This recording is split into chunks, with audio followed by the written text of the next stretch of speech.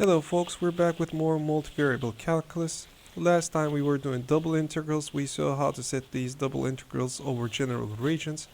Today we're going to discuss what happens when we set up the double integral but the integral is too hard to calculate. Remember, that was a big issue when we were doing single variable calculus. Sometimes we could set up the integrals, but the integrals were hard to calculate, so we developed many methods, right? So we did stuff like substitution by parts, integration by substitution, integration by parts, integration by trigonometric substitution, integration by partial fractions, and many different methods. Now, the most useful of those methods for single variable calculus, the thing that took care of the most number of problems, was the simple integration by substitution. When you had single variable calculus, integration by substitution was very simple, and you could, by making the different substitutions, you could really solve very hard integrals.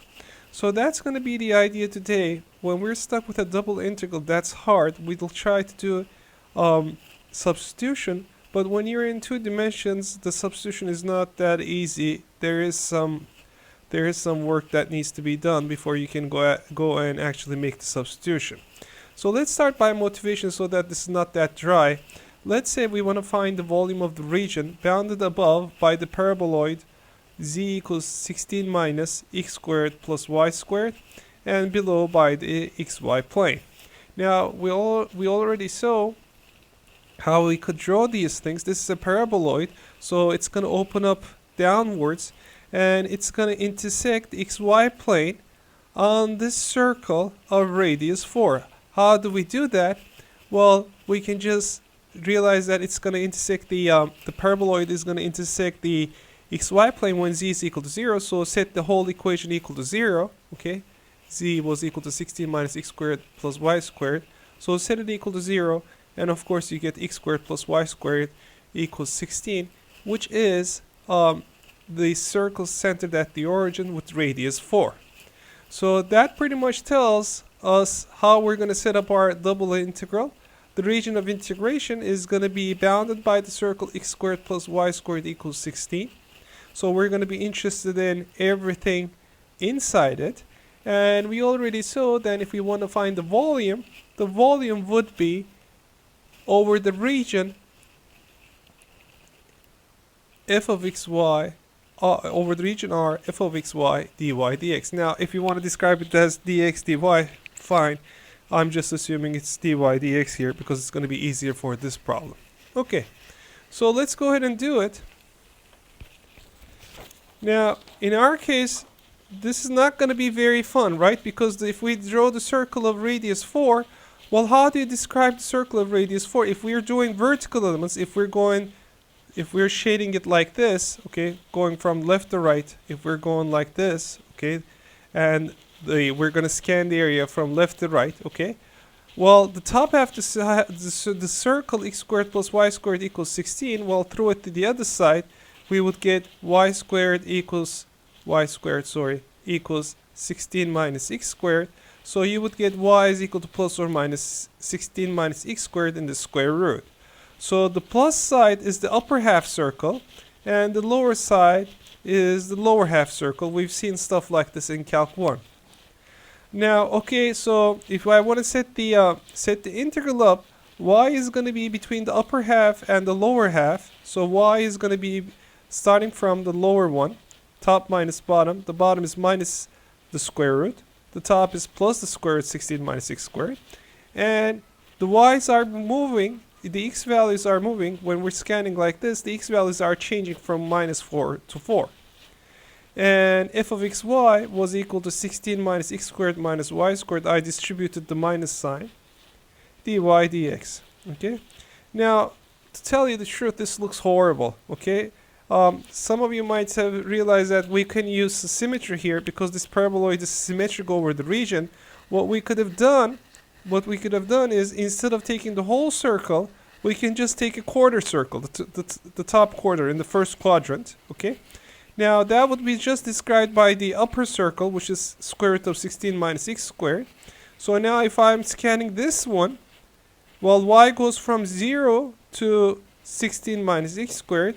and x goes from 0 to 4, there would be four of these quadrants to make the full circle, so I can multiply by 4. Okay, so this looks less scary, and I'm still going to have to integrate the same function. Now, okay, if you integrate it once, you'll see that it's not a problem. With integrating with respect to dy is not that big of an issue, but then you get all these square roots in your integral, and when you had square roots, it was kind of bad news, wasn't it?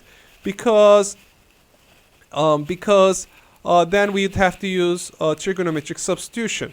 Okay, so that's something I really don't want to. Do right now, because these problems are just hard enough by themselves setting them up.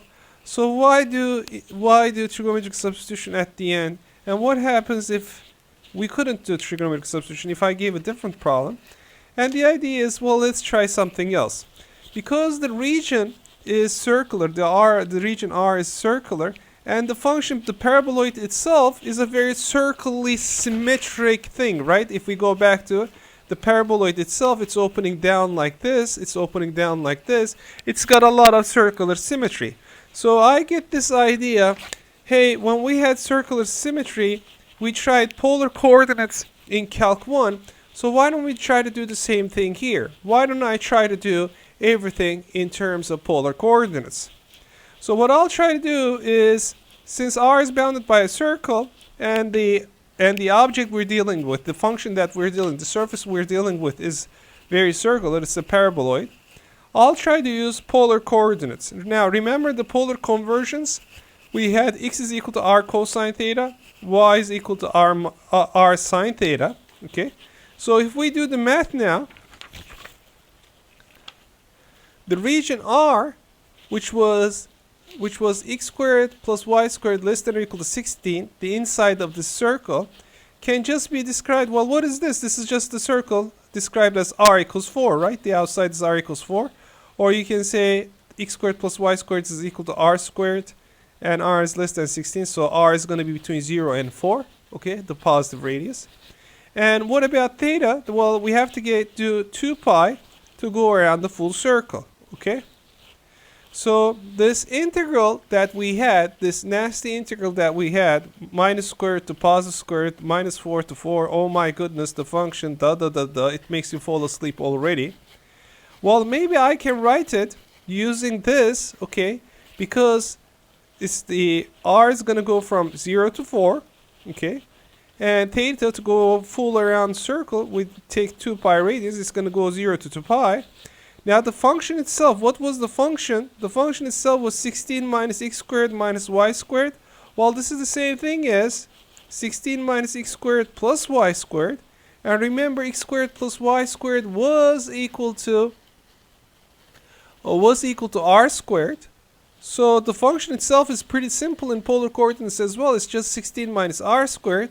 Then of course I'm going to integrate this with dr d theta. But what about the conversion? Remember, when you're doing substitution, there's always some term. When you're changing the variables, there's cos to it. How do I calculate, how I convert dx dy into dr d theta? Okay, so what is the conversion from dx dy to dr d theta? How would I actually calculate it? Okay, so we actually the region was easy. Okay, and the integral is going to be dr d theta. The function was easy. But what is this conversion? How am I going to calculate that? Okay, so that's what we're going to try to do today. What's going to go in here is the absolute value of what we call the Jacobian is going to go in there. And we're going to talk about a little about that. Okay, so let's generalize this. Okay, let's do this for general functions over general regions. Okay, and maybe the conversion you're doing is not polar. Okay. Well, how would this process work? I'm going to talk about this abstractly a little bit. Then I'm going to go into details so we see how to apply it. Okay? So the general question we're trying to tackle here is we are trying to find the volume of a surface described by, let's say, the function f of xy over a region R described in terms of x and y again. So we know that we're interested in these double integrals. The volume is usually calculated by, we usually calculate it, we think about it in terms of x and y always. So we're going to do whatever this region R is, we're going to write down the function and then the dA. dA here is going to be dy dx or dx dy, depends on whether you did vertical elements or horizontal elements, okay? So the issue here is just like we saw a few minutes ago, the integral above, once we write down the integral, might actually be hard. It might even be much harder than the example we did. I'm going to show you an example that's horrible, to tell you the truth, but it's going to turn out to be very easy once we do the substitution. So we might therefore try integration by substitution just like we did in Calc 1. So let's say instead of describing the surface f of xy using x and y, we'd like to describe them using different variables u and v. In the previous example, we had the surface described, the paraboloid was described as z equals 16 minus the quantity x squared plus y squared. Well, if I described it then using polar coordinates in terms of r and theta, it was just 16 minus r squared. So maybe the integral, what's inside the integral sometimes becomes much simpler if you do the right substitution. That's the moral of the story, okay? So what does it mean that I'm describing this function in terms of u and v? Well, the derivative, then the independent variables x and y are going to be described in other independent variables called u and v, okay? So x is going to be a function of u and v, let's call it g, and y is going to be a function of u and v also again, let's call it h, okay? In the previous example, we had both x and y were described in terms of r and theta, okay? So what happens here is that this integral we have, r equals f of xy dA, okay? Well, we can describe it as, well, that's actually f of xy dx dy, okay? So now, if I can describe this region in terms of u and v, so it's not in terms of x and y anymore, in terms of u and v, I don't know how to do that yet. Okay, so I made the big question mark. Let's call this description of it as whatever the heck it is. Okay, and then substituting into x and y, we have f of g of uv and h of uv, and then the dA is going to be what? How do I describe dx dy in terms of du and dv? Okay, so there has to be some conversion that we need to do. Okay, so our problems are twofold. Okay, well, it's actually threefold. If we want to use u and v instead of x and y, we need to convert the region R to the region S.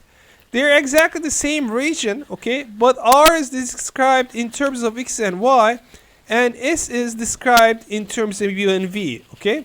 Now R is going to be the xy, is going to be on the xy axis. S is going to be on the uv axis, okay? So they're going to look different. I'll show you what I mean in a few minutes. And two, once we do the transformation for the region, what we actually need to do is we actually need to calculate dx dy into du dv. Okay? To do that, we will use something that's called the Jacobian. Okay, the Jacobian.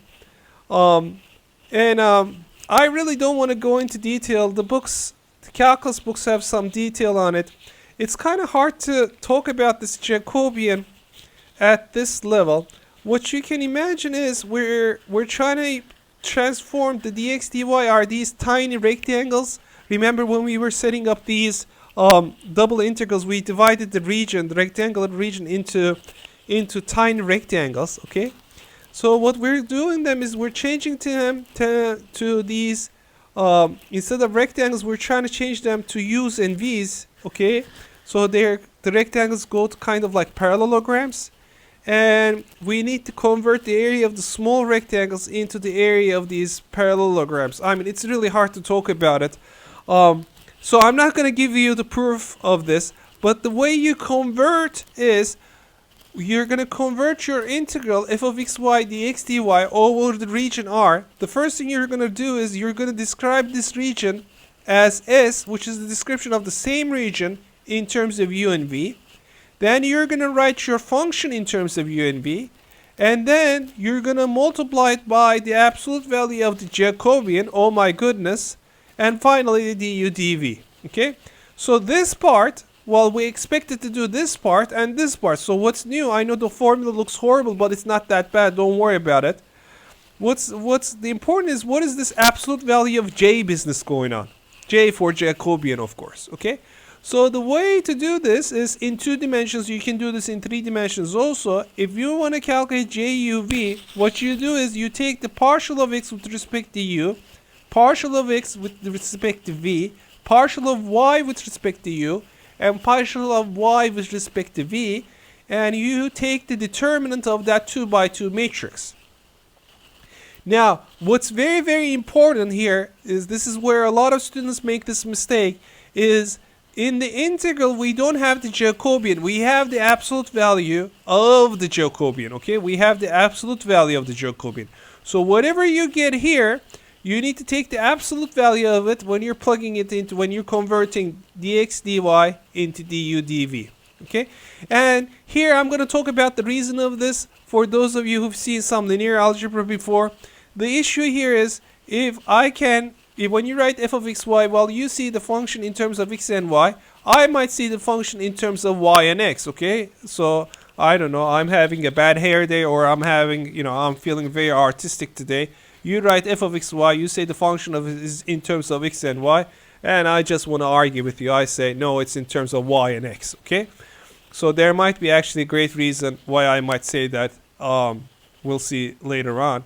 So the issue is, whatever we do it, okay, the conversion, it's still the same function. Whether you say it as f of xy or whether you say f of yx, it's still the same function. It's still the same surface. So the integral shall not change when you reverse the order of these variables, right? Okay. So when you reverse these, it shouldn't change. But if you reverse them, the determinant would be minus. Okay, the determinant would be a minus. So that's why you might get the determinant positive, I might get the determinant negative, but actually the area conversion is always positive. Okay, so that's why we take the absolute value.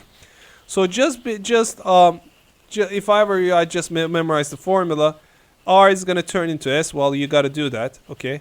F, well, we're going to write F in terms of U and V. Okay. At the end, there is du dv. In the middle, all you have to memorize is that there is going to be the absolute value of the Jacobian. Okay. So let's actually go back to our original problem. Let's see how this is going to work out. This was a lot of theory. Okay, let's see this in action.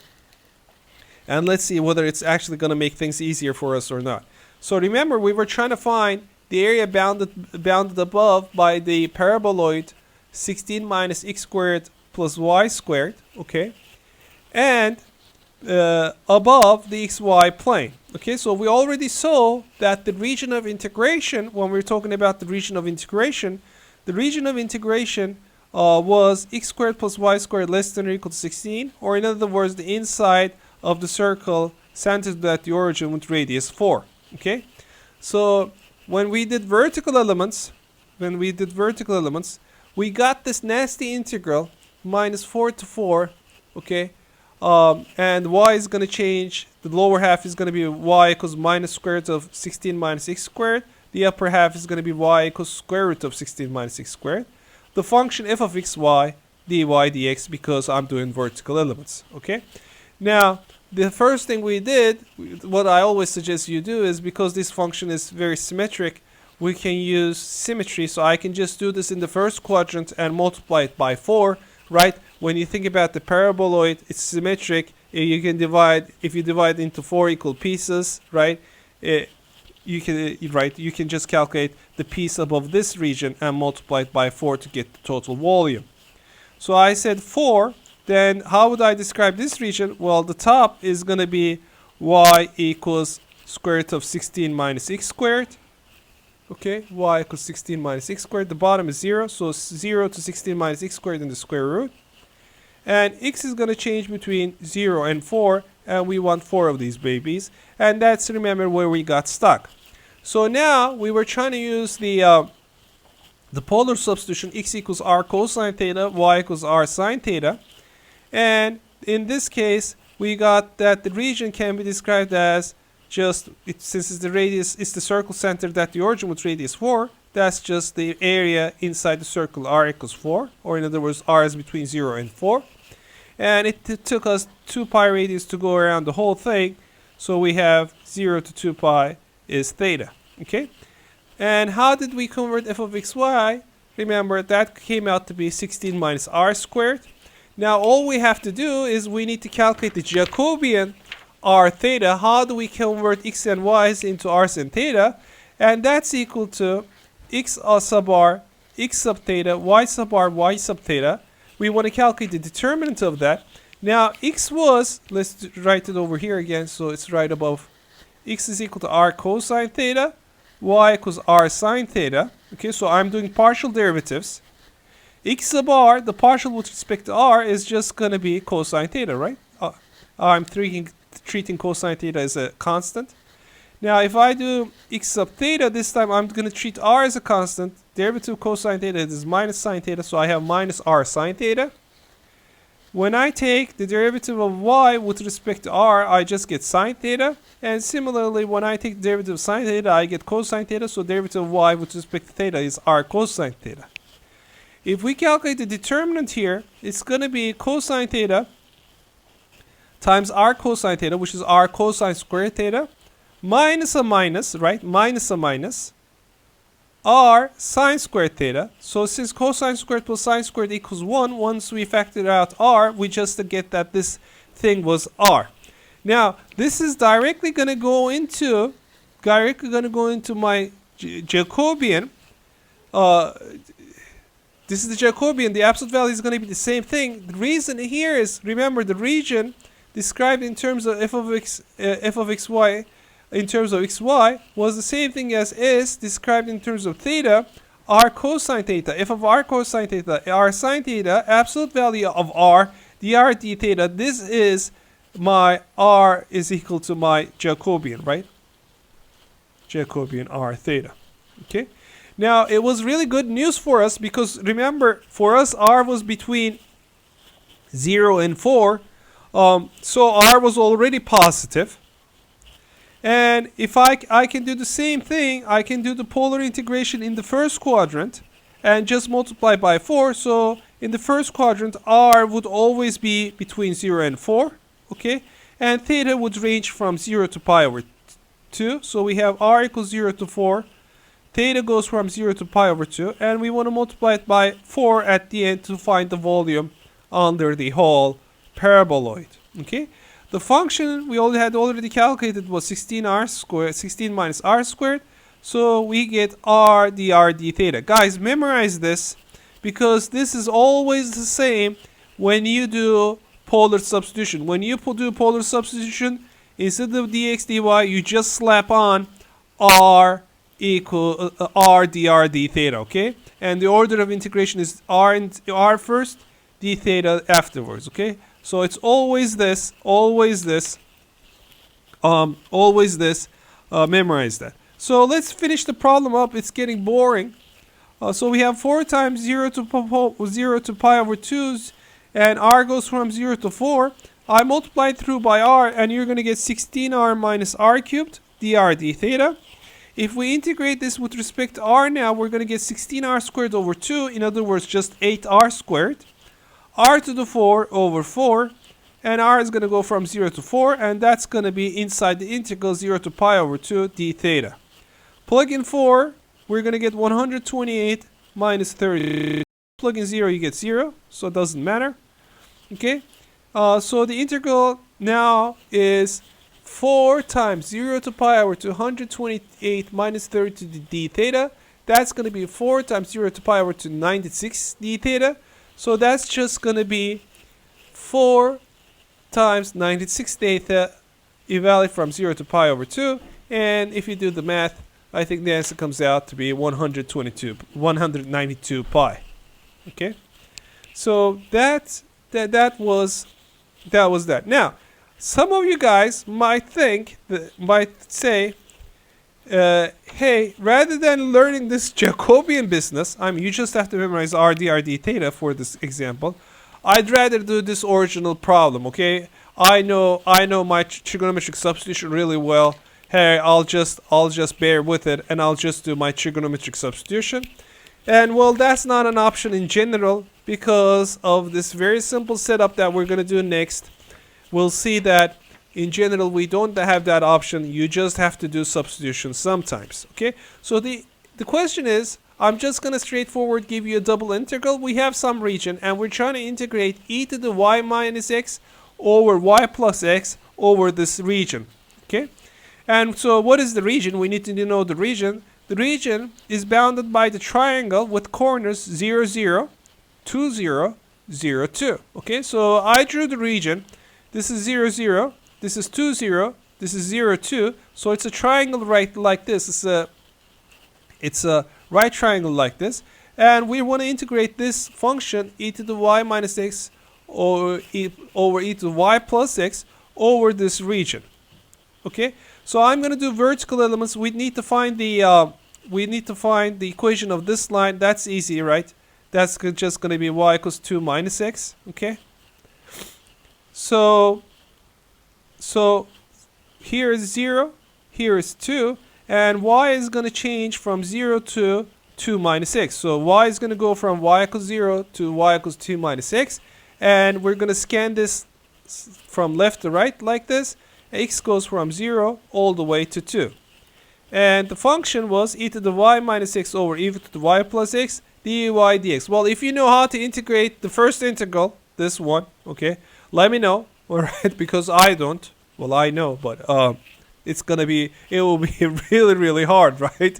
It will be really, really hard trying to integrate this thing with respect to y. So that's a no-go. Okay, we're not going to be able to do it like this. We have to try some substitution. So the thing that I try is, well, this y minus x, y plus x, it's really not making my life easy. I need two variables. I still need two variables. So I'm gonna make a guess here. I'm just gonna call y minus x u and y plus x v, so that this would be the integral of e to the u over v, which looks simpler. So let's calculate the Jacobian of that. Well, the Jacobian would be, the formula for the Jacobian is derivative of x with respect to u, derivative of x with respect to v, derivative of y with respect to u, and derivative of y with respect to v. Hey, hold on a second. I have u and v in terms of x and y. I don't have x in terms of u and v, and I don't have y in terms of u and v. To make things worse is, how would I describe this triangular region on the xy plane in terms of u and v? Okay, so Houston, we have a problem basically. We have an issue here. I will say, have no fear. Your friendly neighborhood mathematician is here. If we do this slowly but surely, we'll get to some place. So first, we don't like this. Our idea was not to write u in terms of x and y and v in terms of x and y. Just the opposite. We want to write x in terms of u and v and y in terms of u and v. So for this example, that's relatively simple, right? We can actually find these. When we had u equals y minus x and v equals y plus x. So notice that if I add them up, the x's will cancel and u plus v will equal to 2y. So from there I can just solve for y. Y is equal to u plus v over 2. That's great now because y is in terms of u and v. Similarly, if I subtract v from u minus v, well, the y's will cancel out and I'll get minus 2x. So x is the same thing as v minus u over 2. Okay? So now this is going to let me, now I can calculate my partials. Derivative of x with respect to u is minus 1/2. Derivative of x with respect to v is 1/2. Derivative of y with respect to u is 1/2. Derivative y with respect to v is again 1/2. So we have this 2 by 2 matrix, very simple 2 by 2 matrix. So minus 1/4, minus a 1/4, so that's a minus a half basically. Now the next order of business is we have to convert the region, this triangular region, in terms of x and y to a region in terms of u and v. So what I did was very simple. Basically, we have this rectangular region, right? Well, the triangular region in the xy plane. So I calculated what would happen to these 3 points when we plug them in here. Okay, so the point 0, 0, when you plug it into here, you get u is supposed to be equal to 0 and v is supposed to be equal to 0 then. So the point 0, 0 goes to where? In terms of u and v, it still goes to 0, 0. So it's basically stayed where it was. Okay. Now let's go back to the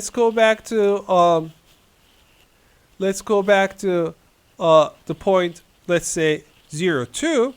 When you plug in 0, 2, it's going to be 2 minus 0, so u is going to be equal to 2, and v is going to be equal to 2. So 0, 2 goes to 2, 2, and you'll see that 2, 0 goes to minus 2, 2. So this triangular region in the xy plane went to a triangular region in the uv plane, but it was a different triangular region. It's this triangular region. The vertices 0, 0 went to 0, 0. Okay, 0, 2 went to 2, 2, and 2, 0 went to minus 2, 2. Okay, so we have this triangular region. Okay, well, it's still triangular. It's not too bad. So it's the uv plane. So let's get the formula of this. This would be the v equals u line, and this would be the line v equals minus u. Okay, so what I'll do is I'm gonna now scan this using horizontal elements. If you want to do vertical elements, the issue is you'll have to separate the integral up, right?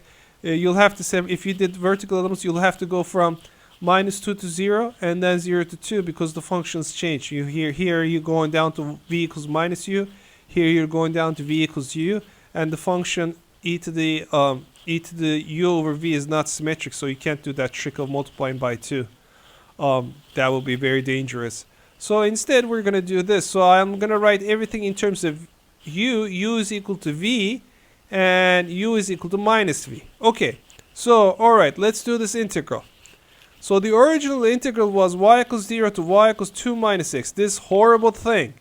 X equals 0 to x equals 2 dy dx. What did that turn into? Right minus left, u is equal to v, u is equal to minus v.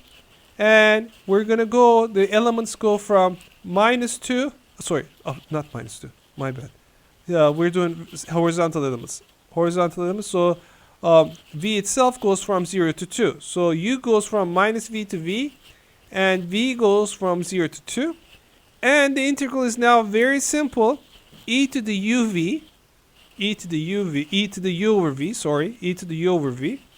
And I have to remember, we have to take the absolute value of the Jacobian. What was the Jacobian? Minus 1/2. So I'm not going to write minus 1/2. I'm going to write 1/2. Okay, absolute value of minus 1/2, which is 1/2, du dv.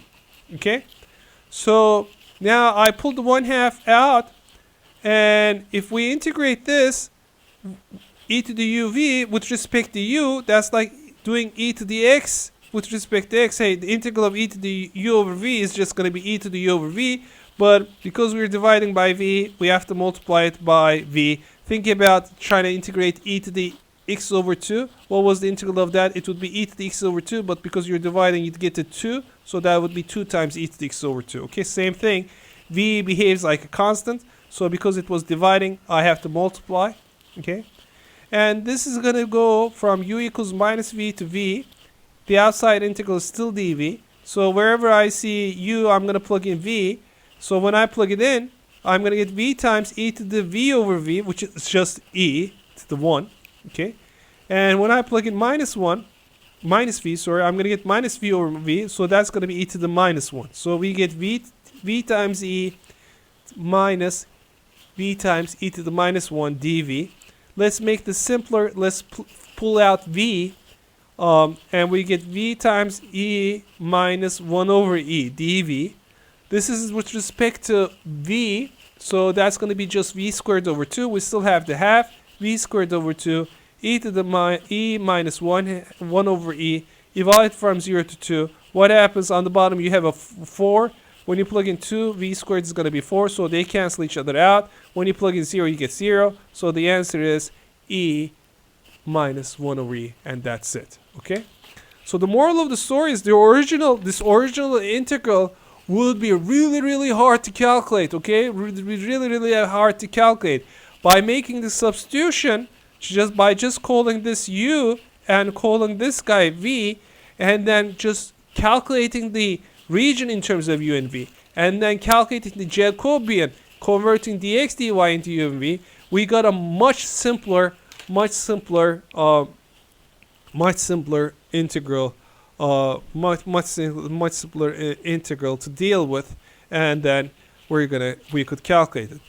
I'll tell you a story here. When I was a grad student at UIUC, I was TA for multivariable calculus, and we had these double integrals, a bunch of homework questions. The kids were supposed to do these double integrals. They were lengthy, so they set them up, they did them, and whatnot.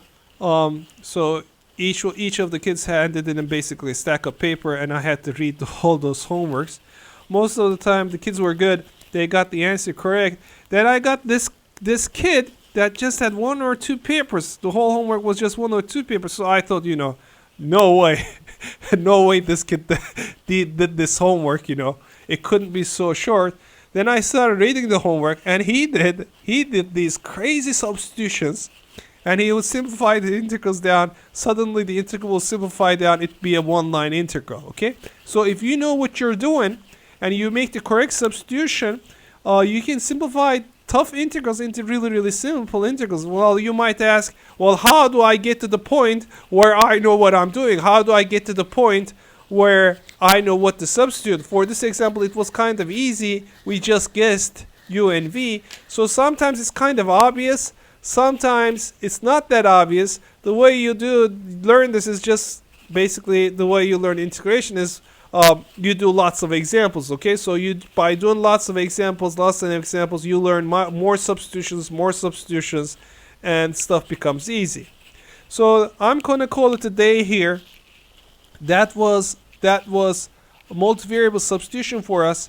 Next time we're going to see more substitution, but we're going to see how to do more substitution in more dimensions. Okay, so what happens when we have functions of 3 variables? Okay, what happens when we have triple integrals? We haven't done triple integrals yet. We're going to do that first, and then we're going to do cylindrical substitution, spherical substitution, and basically different substitutions. So this Jacobian is going to come up again. Now, if you are doing this with multivariables, if you have both x, y, and z, not a function of x, y, z, say that's described as in terms of u, v, and w, instead of a 2 by 2 matrix, you're going to have a 3 by 3 matrix. Don't worry about it. We're going to see it next time. So I'm going to call it a day. Take care. Bye-bye.